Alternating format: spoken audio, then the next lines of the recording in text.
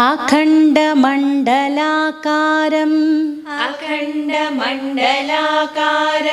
व्याप्तं येन चराचरं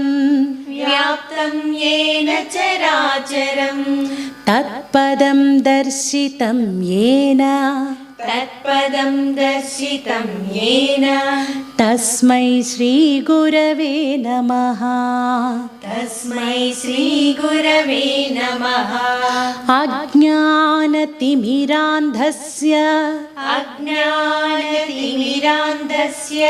ज्ञानाञ्जनशलाकया